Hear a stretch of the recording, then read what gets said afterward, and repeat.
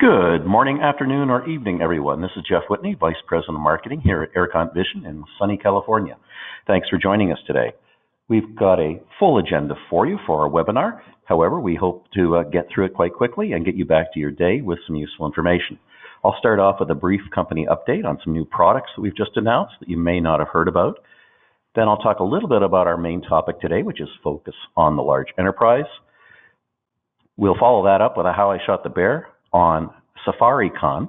SafariCon is a very interesting case study of an enterprise project in Africa, and that will be presented by our regional manager, Johan Krauser. And following that, we'll finish up with the segment you really want to hear, which is our tech tips and tricks, understanding exposure on AV cameras, and our Director of Customer Support and the Technical Assistance Center and the FAE team, Ted Brahms, will walk us through that. So just to make sure that you saw it, we did announce a new quarterly promo in January. We've been pushing that out on social media and in an e-blast, but in case you've missed it, this is a great new promo on some of our most popular cameras, the Surround Video Panoramic G1 series and the Surround Video Omni G1 series are both available at 50% off your best normal price. So whatever your normal buying rate is from your distributor, it's now an additional 50% off on Surround Video Panoramic and Omni G1s and 30% off on our new award-winning microbullet. So that's a pretty great position. They're already really well priced, but now they're going to give you the opportunity to win even more business with them. So to learn more about it, you can contact our inside sales team at sales@Arecont Vision. You can call the regular number here at headquarters and select option 3, or you can view them online right on our main webpage. And again, you'll get a copy of these slides after the webinar is concluded by email, so you don't have to worry about jotting down any of these numbers or the links. But you can also go right to the Arecont Vision website and just click on the promo banner when it appears in the rotation at the top of the screen. So this is a great promo for you, a great opportunity to compete against other multi-sensor cameras or against inexpensive micro-bullet type cameras that don't have all the features of our micro-bullet, which is why it won the awards, because it has integrated IR and a remote focus PIRIS lens. We also extended the Arecont Vision 30-day try and buy promo for all our latest products. So it gives you a chance at no risk to you to bring a camera into your customer from any one of the new product lines, whether it's the Omni G3 at the top or all the way down to smaller cameras or the Mega Video Flex or 4K cameras, etc. So you get to try it for a full 30 days. And if the customer isn't satisfied, you can return it for a full refund as usual. So that's been extended until March 31st. And our trade-up promo is still available for those with older cameras who wish to trade in either older Arecont Vision cameras or other older competitive megapixel cameras. Often people will find out that with the project registration, they can get almost the same pricing, but it's a great sales opportunity for you to talk to customers about. So as you know, we have a very complete megapixel product line, and we've got some very new cameras on the line. This month, or actually this past month, in January, we announced 2 new products on the 21st, and that was at Intersec in Dubai, United Arab Emirates. We announced our Megadome Ultra HD. So this is the same footprint as our Megadome 4K camera. You'll see way over there on the left, second from the left in the bottom row. Same kind of a footprint, same easy install enclosure with the hinged enclosure and the magnets so that it's very easy to install. It adds, however, tri-mode. And with tri-mode, you can do 12 megapixel at 20 frames a second, 4K or 8 megapixel at 30 frames a second, or you can go all the way up to 60 frames a second in 1080p mode. So the customer has a choice of all 3 of those modes. Makes it a very attractive camera in a very small package. We've also announced our very first hardware platform ever, the AV NVR. So let's talk about that a little bit. So the Megadome Ultra HD with tri-mode again has those 3 modes that you see listed at the top. It has all the other great features of the 4K camera, but it does offer you 12 megapixel at 30 frames a second. So for applications, 12 megapixel should say, that's a typo that I didn't notice there, Morgan. So it's the reverse. So this slide is wrong. We'll correct it before we send it out. It should be 12 megapixel at 20 frames per second and 4K 8.3 megapixel at 20 frames a second. It should say 30. So those two are reversed. The first one says 30. So I apologize for that. And I actually created the slide, so I can't blame anybody else for it. But it does offer ultra-high resolution quality and H.264 technology and our Snapstream bandwidth reduction that doesn't impact image quality, a night view technology for great enhanced low light performance, and WDR. So again, Tri-Mode offers 12 megapixels at 20 frames a second, 4K at 30 frames a second, or 1080p at 60 frames a second. And we'll fix that when we send you the slides. So although this camera is not yet available, it can be pre-ordered because it is coming soon, and installations, early installations are already underway for beta customers. So the AV NVR is probably our biggest announcement because it's very unique for us. Lots of people, most camera vendors have some kind of partnership with a VMS, etc. As you know, we're agnostic, and we have technology partnerships through our Mega Lab with all the leading VMS customers and all the leading NVR platforms. However, we have had repeated requests from our field for a small NVR platform for them where there really isn't a need for a very sophisticated VMS application. And after not delivering for a long time, we finally opted to do that. So we worked several months and produced this product. So it offers 8 or 16 channels over PoE. It's an all-in-one appliance for a small to a medium-sized project. So it's got an integrated PoE switch. It's got all the software and all the licenses that come with it. And the intention is that you can use this for a complete small project, whether it's for a couple multi-sensor cameras or a few different configurations that we'll look at in a second. It also has some advanced features such as the power status utility and instant playback, which will both be appropriate. It also has a mobile app for remote viewing and playback that's also free of charge. It supports all Arecont Vision brand single and multi-sensor cameras, and also supports ONVIF-S compliant cameras. So it would work with competitor cameras, but the intent is for it to work with our cameras when you need them for a small project, and you don't have to go outside to make it more complex. So you can buy the platform with or without hard drives. We normally do recommend that you buy the version with the hard drives, but in some markets it's easier to buy the box and install your own. When the NVR is shipped by Arecont Vision, it includes Western Digital Purple surveillance hard drives. Those are specifically designed for video demands.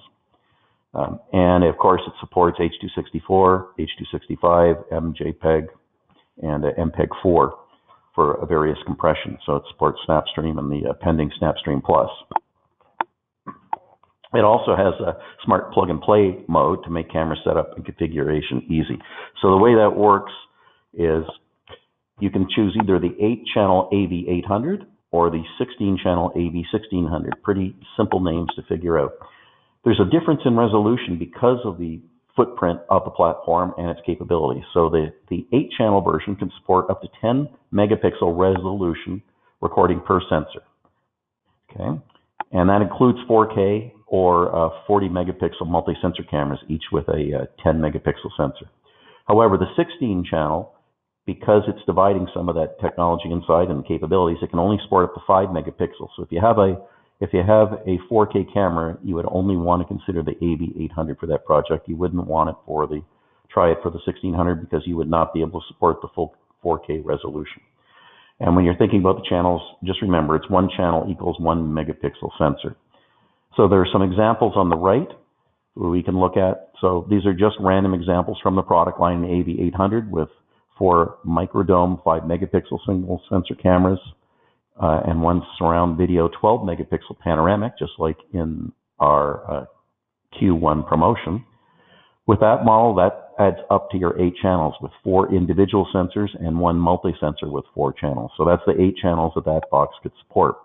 Or you could go with 6 single sensors and 2 5 megapixel single sensor for the 2 channels to get to the 8. So you could do a mix of 3 and 5 or any other resolutions in the camera, including 4K, up to that 8 channel limit.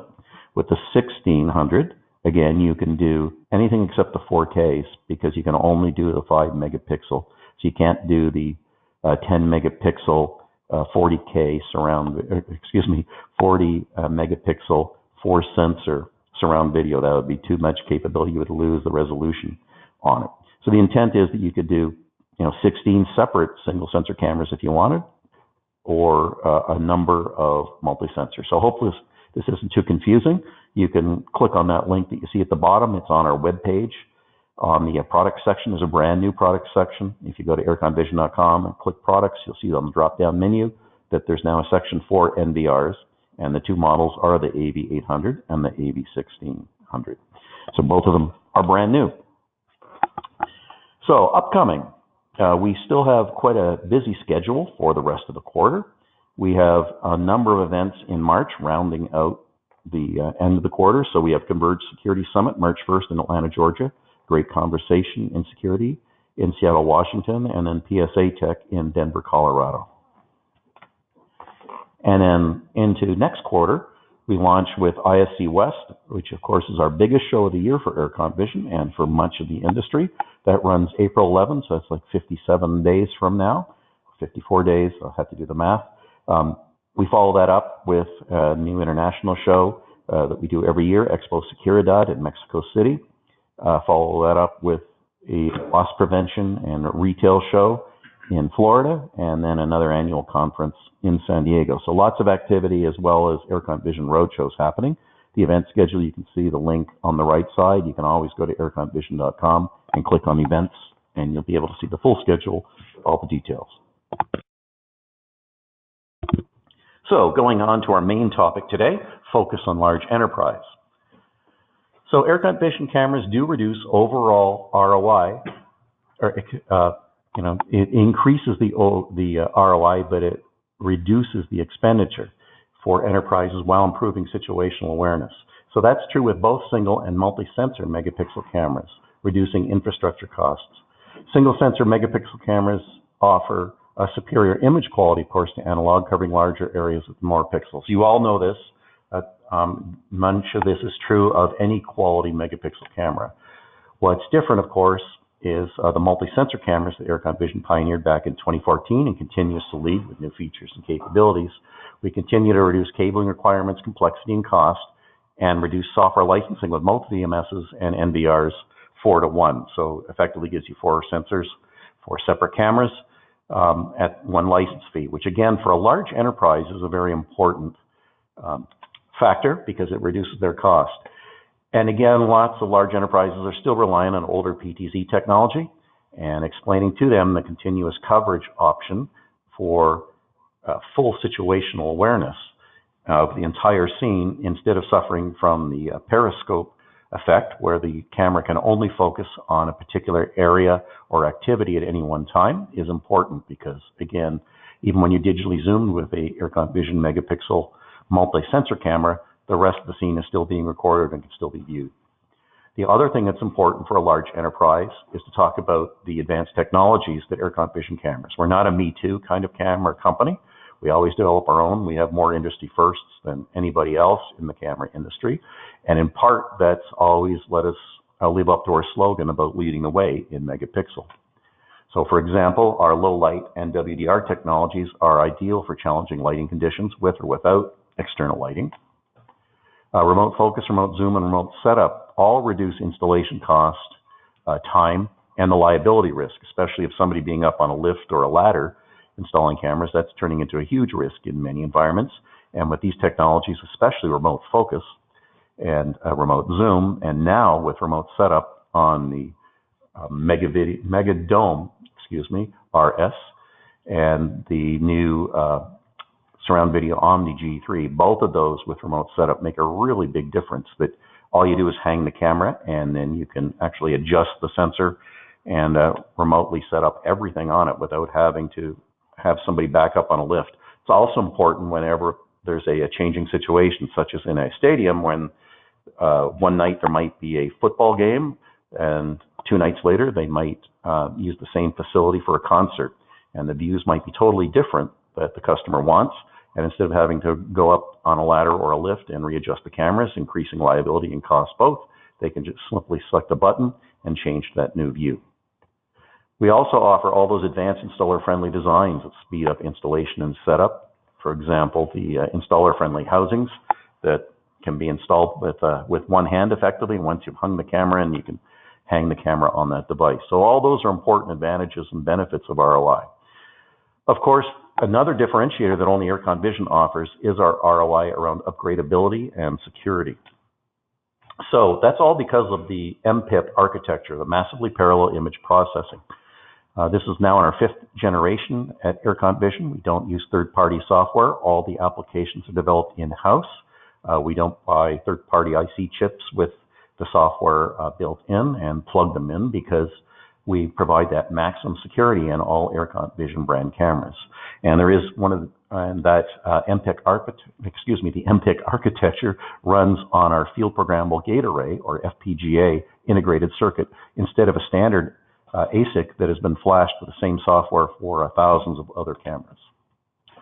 This technology and the architecture allow new or updated features to be applied and deployed to our cameras all the time. And you already know this because if you've been with us for any length of time at all, you've witnessed our Snapstream update, our SV2 update for multi-sensors, and the previous updates before that for our single sensor cameras allowed cameras that were installed by customers years before we even conceived of Snapstream technology to be upgraded and take advantage of that technology. It also allowed us to add more features for cybersecurity and other capabilities that aren't as well known, that you simply can't do with another brand of cameras. So that also extends ROI. And of course, AV cameras cannot be repurposed for use in cyber attack on the network or other devices. That's because we don't provide those back doors into the camera that unfortunately do happen when it's a Linux-based or other common operating system-based camera, which most are. Also, even if somebody managed to get our password and get into the camera, or it was somehow left unsecured and somebody was able to access it, all they'd be able to do is mess with that particular camera. They wouldn't be able to view other devices. They wouldn't be able to apply a virus or insert a worm or any malicious code to attack other devices. And although these have happened repeatedly over and over, as reported in the press in the last 18 to 24 months, never has an Arecont Vision camera been used in any of those attacks. So it's a big important differentiator.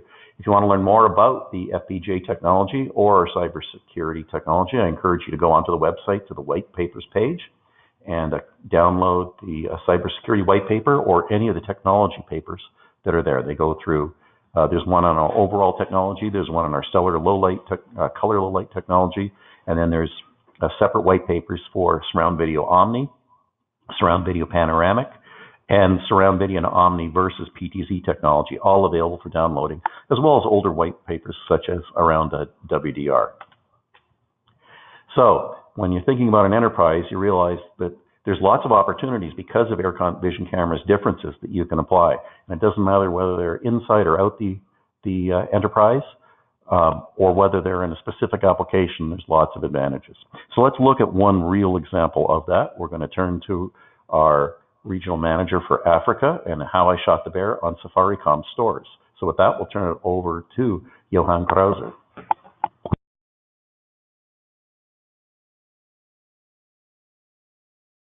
Good morning, good afternoon, and good evening to every one of you. Thank you for joining us with this week's webinar. This is my portion of how I shot the bear. My name is Johan Krause. I represent Africa, and I am the regional manager thereof. And we are going to be talking about the Safaricom stores based in Kenya. Next slide, please. So Safaricom is one of the largest cellular service providers in the Kenyan region. The Kenyan infrastructure is naturally heavily reliant on road transport, but in particular cellular providers to provide continuous connectivity on its densely populated road infrastructure. The major cities in Kenya include Nairobi, Mombasa, Kisumu, Nakuru, Eldoret, Kitale, and Lamu. And the country is one of those that are developing in the eastern sector at a rapid rate. Safaricom's claim to fame They have been on Bloomberg and CNN with M-Pesa Mobile. It's a payment or money transfer service that has been developed solely by Safaricom. And Vodacom South Africa have recently taken a 35% stake in Safaricom. Moving on to the next slide. So Safaricom's emphasis on security is quite heavily reliant on making sure that there isn't too much theft that takes place, or any theft for that matter, that takes place in their stores. They have been rolling out their stores, and the infrastructure has been growing rapidly. And naturally, the line items or the stock items in their businesses are of high value. Cellular phones are an item that is easily movable, easily transferable, and that makes it one of those items that one needs to take particular care of. So with this front-facing environment where the stores do take place, the client that comes into these stores need to feel safe. But more importantly, Safaricom's assets need to be protected before they get sold. The challenges experienced by the clients was, as I've pointed out, potential theft in store. The second one was the monitoring of staff and site remotely. Now, take note that it is quite a long way to get to the cities, and it's important for the security departments to make sure that they have their finger on the pulse. The flexibility to view all the angles of the store without being on site was also quite key, and one of the challenges that was experienced by Safaricom. Next slide, please. So the solution was offered to Safaricom. We've had a long-standing relationship with our integrator, Arecont Communications. He and the company implemented the solution across the branches. Arecont represents 8 countries, and their head office is based in the UK. Milestone Corporate was the head end to ensure flexibility and to assure that there is an open platform expansion. Safaricom did not want to be tied down by any particular brand, and as such, it does give them the ability to future-proof their cameras. The reduction of camera count with the use of multi-sensor technology was one of the solutions that we proposed and that was implemented at these stores. And naturally, because our cameras have high megapixel, high density imagery, we have implemented Snapstream that has reduced the recording significantly, but has made sure that the quality of image is intact. We have implemented hundreds of Omnis in these sites. Apart from the Omnis, there have been other cameras that have been implemented, which we'll discuss further on. But the flexibility of our Omni camera is significant for 2 reasons. The first reason is the fact that we have one license on our omnidirectional camera. Now, one would argue that our competitors are vying for the omnidirectional market. They are coming out with some technologies, but what is significant about Arecont Vision, and for those of you that are new to our business, the selling portion of our camera is the fact that we offer one license on 4 sensor technologies. So you have 4 cameras essentially being used with one IP cable going into your PoE switch, and you're able to view 4 different scenes. This is a significant cost saving for the client. More importantly, the ability to have one port, which also reduces your TIN to your PoE port. The second point, and the most significant one, is the flexibility of the solution.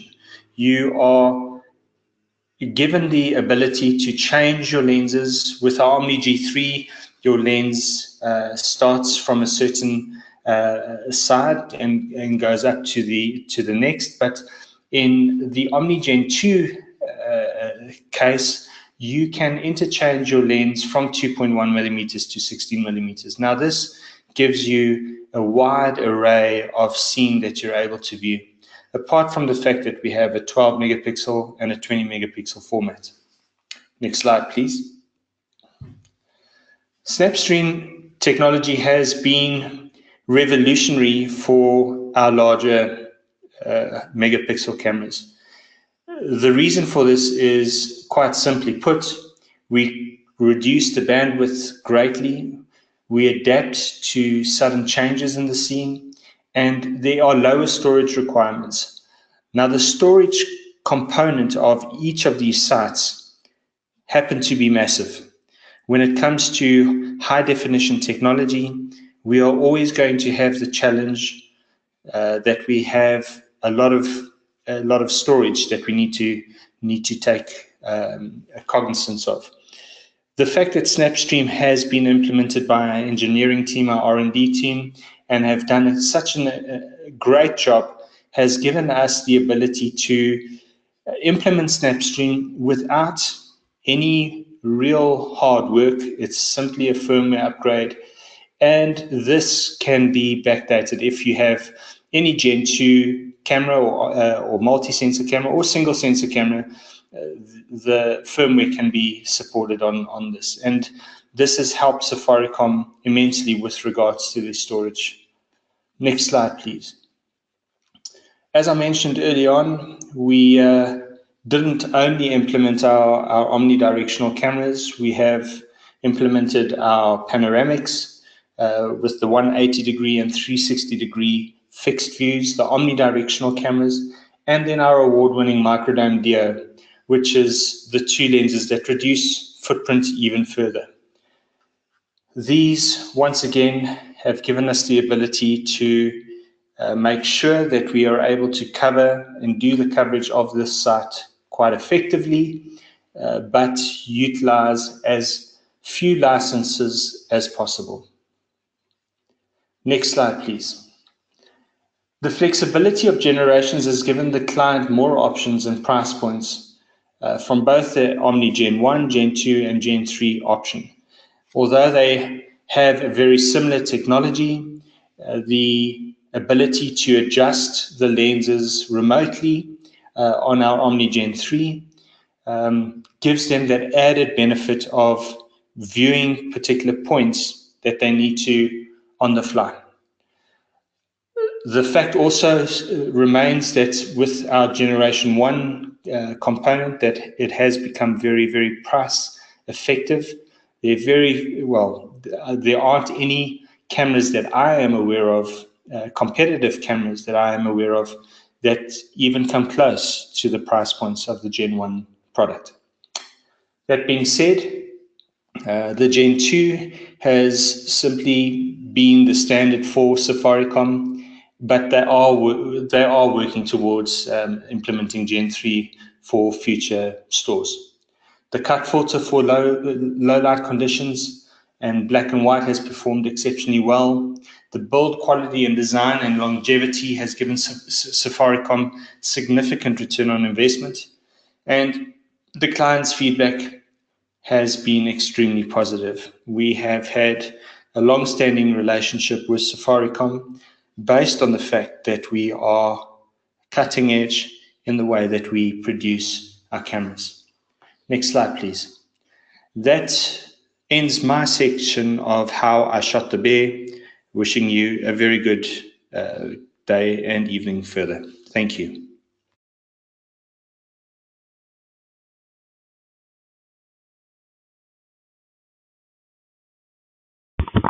Thank you very much for that. So as you can see, there's lots of uses that do relate to the large enterprise for Arecont Vision cameras.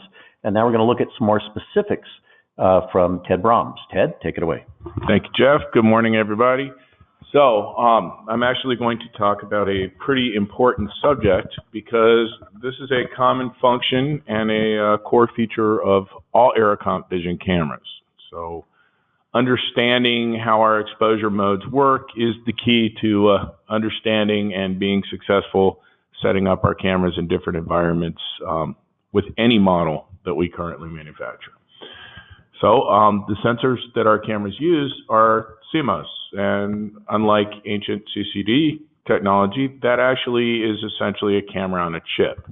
And it does feature the ability to do pretty good quality electronic exposure control within the chip and achieve the proper exposure. On our cameras, that is controlled by user selectable algorithms. So a number of features are tied together: backlight compensation, exposure, and gain control. All of those are kind of tied into these algorithms and managed for you on the camera.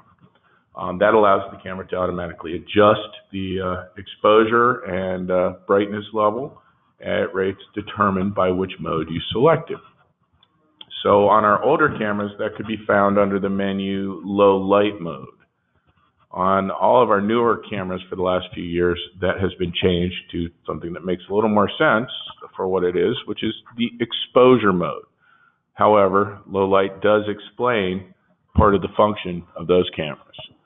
So all our cameras basically feature 5 different modes to select from. The one that you get out of the box, the default setting, is balanced, and that's named aptly for a reason. It is the best overall setting for the majority of environments you put the camera into.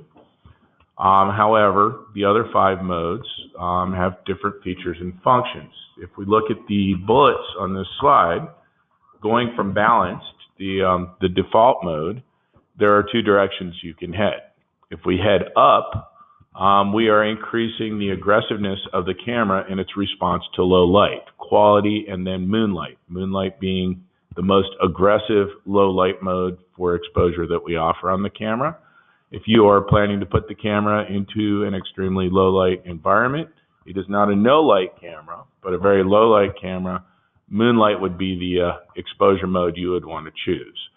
If, on the other hand, we are interested in getting faster shutter speeds and capturing moving objects with a minimum of blur and faster frames per second, you would go in the other direction. So from balance going down, we have speed and then the high speed mode. All of the modes that I just mentioned, except for the high speed, there's really nothing to do other than set that exposure mode, and the camera takes over.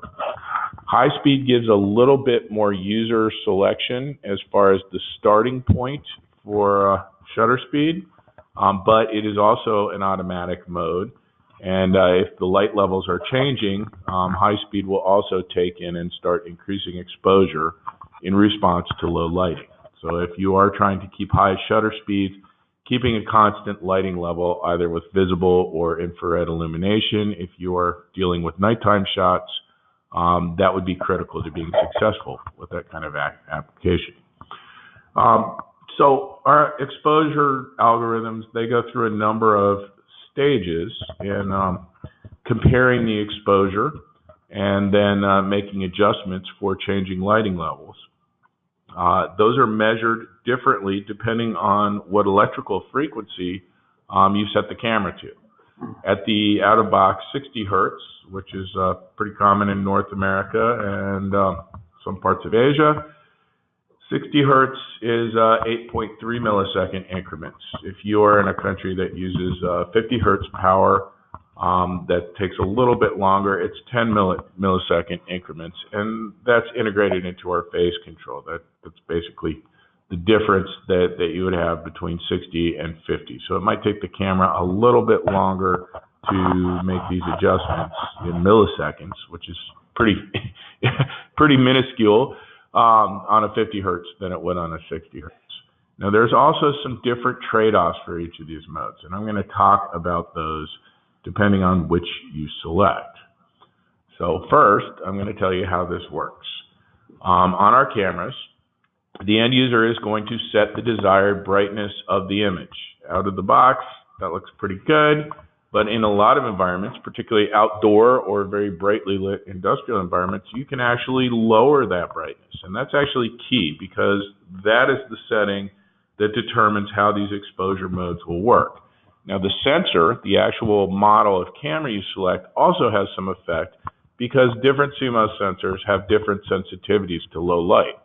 For instance, there would be a big difference using our 4K, which is our best performing low light sensor currently. Very good sensor, very good response to low light, versus one of the older sensors, say our 3 megapixel WDR. Even with the same settings, you will see a different result with the 4K versus that because they are different size sensors and they have very different responses to low light. And that comes into play because as lighting falls off, that brightness level is what the camera is going to use as its level to maintain for gain or the brightness of the image. The auto exposure control is basically going to use that brightness level that was either left at default or that was user selected to try and maintain the brightness of the image, and it will adjust the exposure time, or also called shutter speed, to arrive at that target brightness with different trade-offs depending on the mode that was selected. Out of the box, it's also going to do the measurement in the center zone. If anybody's familiar with the concept of backlight compensation, that's basically a way to achieve, it's not wide dynamic, this is a way to achieve overall balanced image brightness between bright and dark areas of the image. We have a center zone by default backlight image backlight compensation. However, our cameras also feature a unique function on the single sensor cameras. All of the Arecont single sensor also offer the ability for a user customizable exposure. So while that is center zone backlight compensation out of the box, you can then go into the menus on the camera and for a different scene, you can do some user customizable setting for the area of the image that you are measuring that backlight compensation. And you can actually go into the camera and draw that out. That is the area combined with the brightness level that you set that these modes are going to play off of. So where these settings can be found in pretty much all of our cameras, looking at the image menu, the brightness level that I mentioned is going to be the very first setting you see. And there's a reason for that. Again, if you have a very bright outdoor lit environment, you can slow down some of these trade-offs and effects that I'm talking about by actually reducing the brightness. And you would be surprised from the default setting in some environments how much you can knock that down without having an effect on the image. This is basically setting the amount of gain that's applied to the image. So setting it lower is going to slow down these exposure modes kicking in. However, if you're in a very dimly lit indoor environment, you might not want to do that because setting it lower may make the image so dark that it's not functional. So you do have some trade-off there. You can also see over on the left in those menus, there are a couple other settings. The 50 and 60 hertz selection is there. We also, in our newer firmware models, feature a user selectable phase control that was added with the sustaining updates that we introduced, the same ones that add Snapstream that was talked about. So you do have some user adjustable phase control, just like the 50 and 60 hertz, and that is basically going to control the timing of when the measurements for these algorithms are taken. There's also some improved illumination or color balance settings on our new firmware.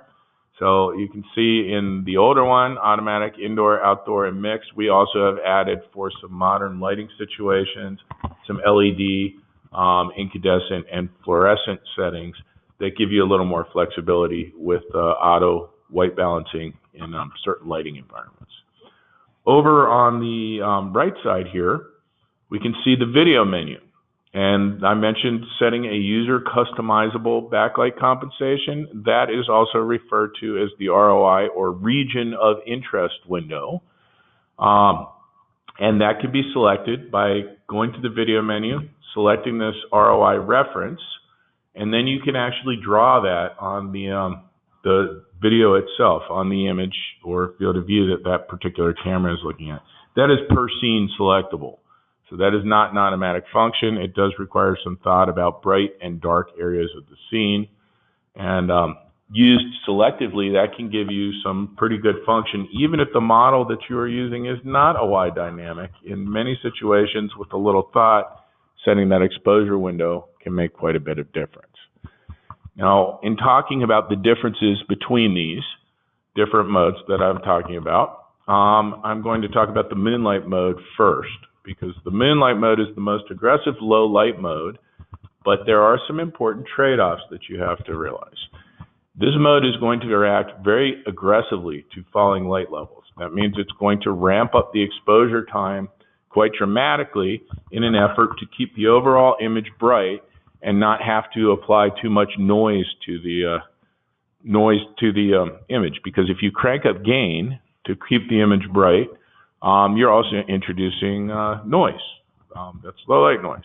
If you increase the exposure, which is another way to increase the brightness of the image, the longer that exposure time is, the more you are going to see blurring of high motion. A good example would be if anybody's ever seen some of these astronomy pictures where they point a camera at the stars so you can see the rotation of the Earth and you see the streaks or streaming of the stars. That's done because they set that particular image for a very long exposure time. So the stars are actually moving through the image on the same exposure and sort of burning themselves into that image. Well, it's the same effect if we're doing the video effect. So if we are watching live video from a surveillance camera and we have a long exposure time, moving objects, people, vehicles, things like that, when that exposure time is cranked up, you're going to see some blur. So when we're referring to motion blur, that is one of the trade-offs. One of the benefits is you will have a fairly bright picture. It's going to try and stick as consistently as possible to whatever you set that brightness level. That's why I said if you want to reduce the effect of this, you can reduce the image brightness, and that will reduce the amount of gain this wants to apply to the image. Another advantage is with less noise because of the longer exposure times and not having to apply gain as aggressively, you will have a slightly lower bit rate. This has nothing to do with snap stream. This is just a fact that the more noise you introduce into an H.264 video, that is interpreted as motion, and that increases the bit rate. So you will get a lower bit rate with Moonlight than these other modes as well. Another trade-off besides motion blur, though, is if you look at the top of that ramp, at the most aggressive, where this mode, auto exposure mode, peaks out, you'll be at a 500 millisecond exposure. That is the longest exposure time of any of our modes that we offer.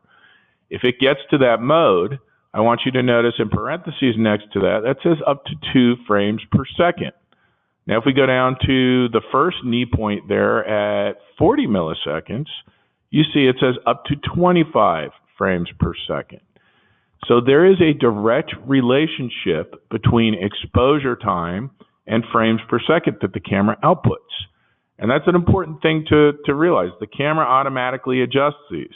So if you were expecting that you would have a constant frame per second, and then you put the camera into a place where it's outside and very low light without much supplemental lighting, and you notice that the frame rate has dropped off in the evening, this is the reason why. That is normal, and that is actually an expected function of the camera. Specifying a constant frame rate is not recommended because the specifications that we offer for our cameras, they give you the maximum, but you need to take into account in different light levels and with different exposure modes, the frame rates will change. Another thing to think about, if you were to install a camera with Moonlight mode set in a fairly low light indoor environment, as soon as you've set this mode and turn that camera on, whatever the maximum possible frame rate is, the camera is already going to be attenuated. It will not be outputting. If you had, say, a 1080p camera and you were expecting to get 30 frames per second, putting it into an indoor environment, you are probably still only going to get a max of at least 25 or 20 frames per second because you just put it in a low light environment and you turn this mode on. However, the key features of low light mode with moonlight are going to be lower bit rate, brighter image, and less noise. Quality is sort of in between the balanced, which is the default setting, and the moonlight. It's not quite as aggressive. You won't see as much motion blur, and it's not as ramped up. It will be a little bit slower to react, but it does, like the moonlight mode, crank up exposure and put the precedence on keeping bitrate low, image bright, and overall exposure good. It doesn't go quite as high. It goes up to 200 milliseconds at the peak when it gets to its highest setting, but you will notice that does also have an impact on the frame rate. Not quite as dramatic, but 5 frames per second, and you'll notice that first knee point is exactly the same as moonlight. So again, turning quality mode on and putting the camera in a dim environment, it will improve the brightness of the image. You won't have as much motion blur as you would with a moonlight mode, but you are impacting the potential frame rate that camera can output. If you were expecting 30 frames per second, likely you'll get about 25 out of the box. Balanced mode. Balanced mode is our out-of-box default setting for all our cameras. You'll notice at that first knee point, there is no impact on frame rate. And this is, again, the setting that we have out of the box for a reason. It is also not nearly as aggressive in low light as the other 2 modes I just mentioned. It will peak out basically at 80 milliseconds. Now, in a very dark environment, there will be some very slight motion blur at 80 milliseconds as well. So again, maintaining a good lighting level, either adding infrared illumination or visible lighting at night, is one way to avoid these trade-offs. But it is not as much motion blur and not as long as exposure time as the quality or the moonlight mode. At 80 milliseconds, your frame rate max is about 12.5 frames per second. So again, you can see out of the box, you put the camera into a fairly brightly lit environment, leave it in the default, and then turn the lights off or change it. There is an effect on your frame rate as the exposure modes kick in. Going in the other direction, speed and high speed mode are both putting the precedence on keeping that frame rate higher and the actual shutter or exposure time short. However, that comes at the expense. They will not be as aggressive about increasing the exposure time, and they will not be as aggressive with adding gain to the image to try and keep the picture bright. So you will, in a poorly lit environment, have a much noisier and darker picture. However, the frame rate will be faster. Noisier and darker means you will also have a higher bit rate. So if you are using the speed or high speed mode, it was highly recommended, again, same thing I just mentioned, avoiding the trade-off by having good supplemental lighting, either picking an Arecont product that has built-in infrared illumination, or in some applications like LPR, adding a high-quality third-party IR illuminator for low light or day-night modes to keep that overall image bright when it gets dark and normal daylight goes away. So you can see, again, you get the maximum frame rate at speed. It is much less aggressive than the other modes, but it will eventually crank itself up to 80 milliseconds if the light level keeps falling. And the impact, just like the balance mode, will be at that point maximum frames per second of 12.5. So you do want to keep the scene well lit to avoid that trade-off. Last is the high-speed mode. This is the closest thing to a user-adjustable shutter speed or exposure mode. However, I want to emphasize, like the other modes, this is also an automatic exposure algorithm. So it does allow you to set the starting knee point, and it will be very aggressive trying to maintain the initial starting point. But if you do have continuing falling light levels, it will slowly ramp its way up and the slowest of all these modes to the 80 millisecond and have an impact on frame rate if you do not make scene efforts to keep that overall scene well lit. This offers the shortest possible exposure time and the least motion blur.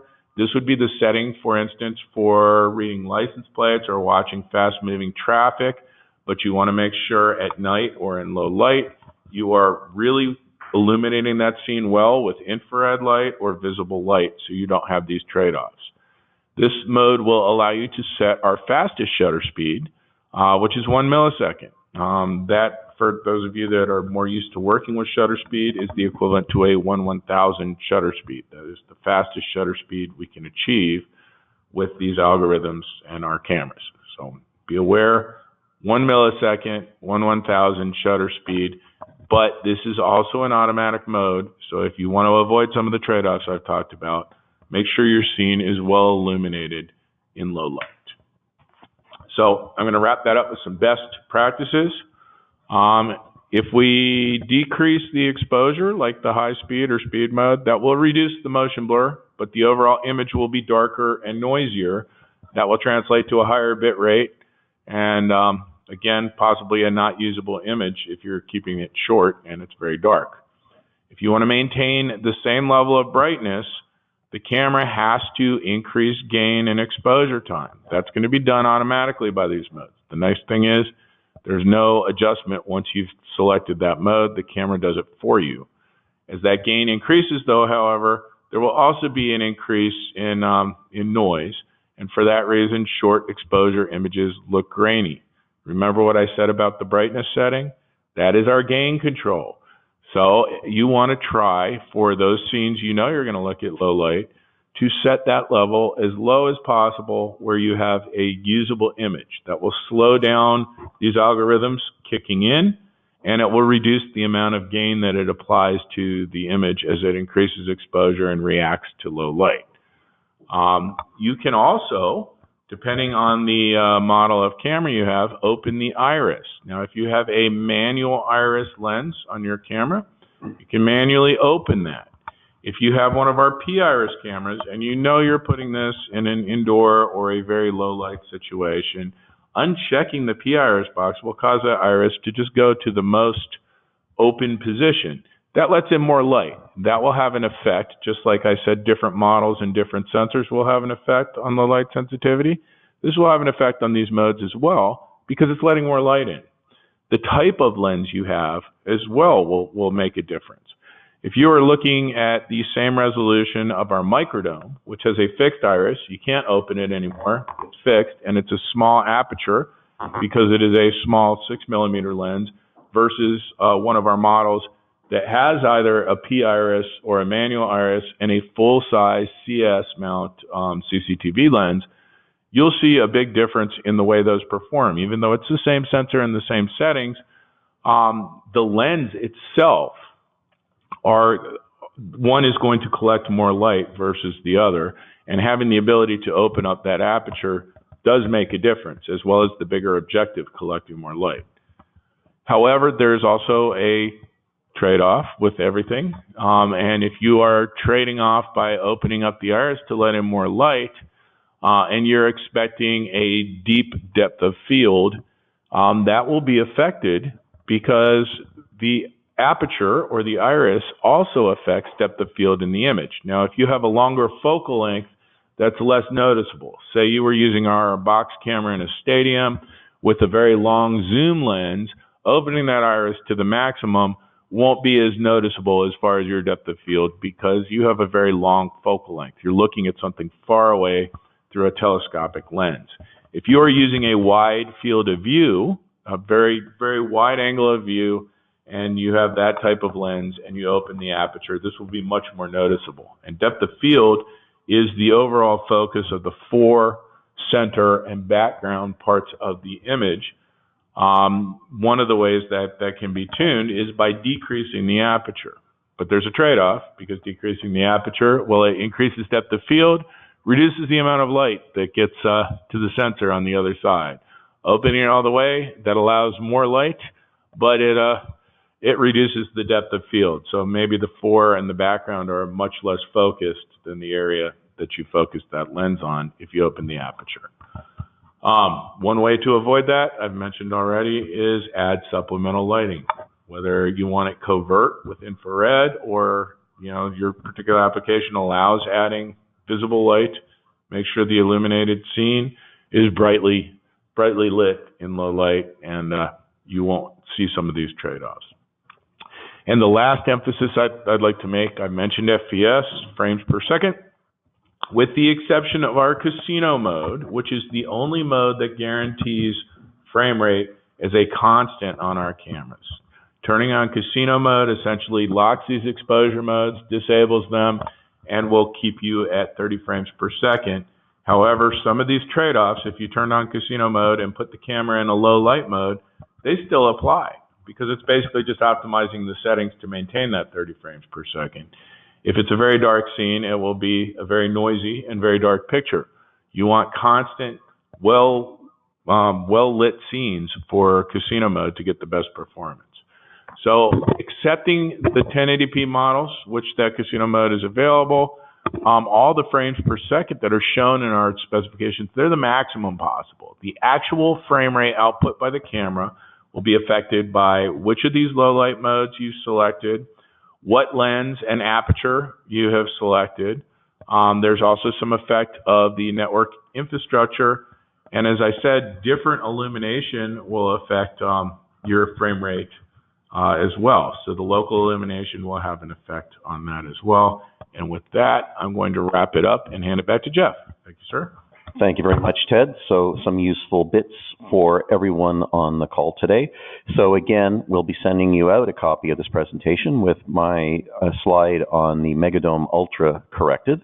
And you'll be able to look up any of those links, and you'll be able to replay Ted's part of the discussion, so that if you are trying to figure out any of those specific details or trying to remember specifically what he said, you can listen to it again. So thanks for joining us, and we'll talk to you next month.